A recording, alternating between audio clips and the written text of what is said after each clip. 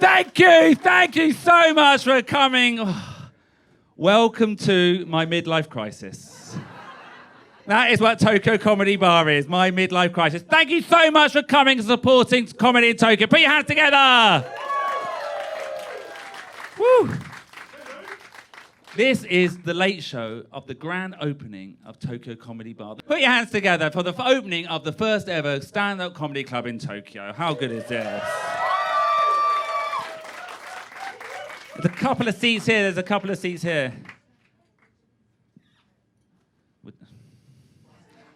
Do you know, in moments like this, when people are late, I turn into Japanese. I'm like, bloody gaijin, just turn up on time. Bloody gaijin, turn up on time.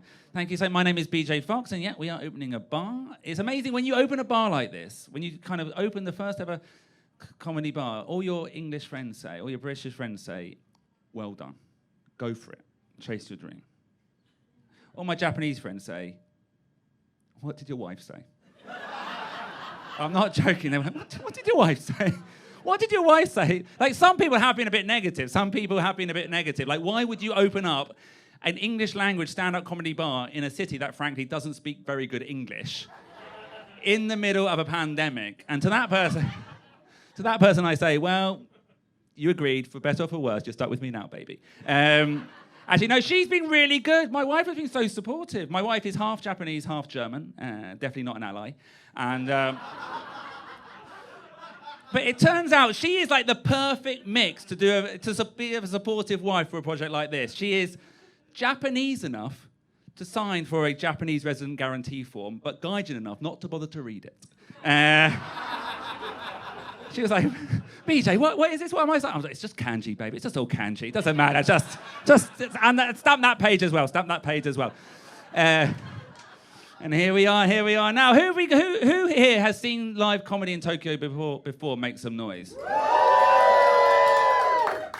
Who has never seen comedy here before? Make some noise. You know, it's funny. This gentleman here is called Dr. K. Dr. K.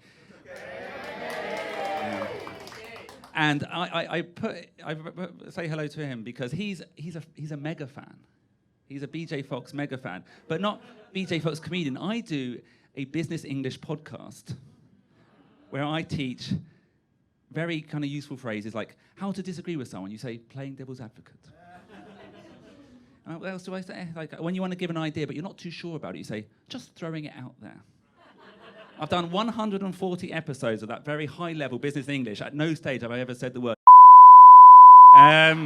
This is a different version of me, okay, Dr. K? Don't tell the rest of the listeners, okay?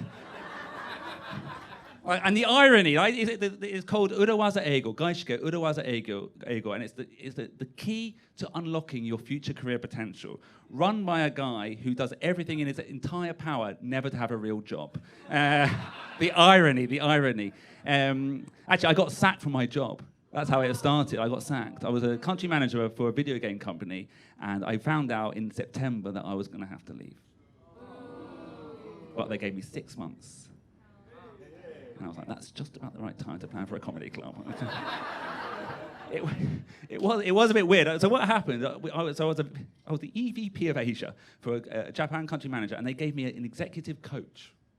It was a French company. I joined during COVID. I'd never met anyone, and all the kind of satellite offices were kind of losing the company vibe. So they gave all the people executive coaches, had to meet them once a week. It was awesome. And it kind of started to make me think, all these questions like, so what do you want out of your career? And I was like, oh, I don't know, maybe it's, where do you see yourself in 5 years? I was like, well, fingers crossed, Netflix. And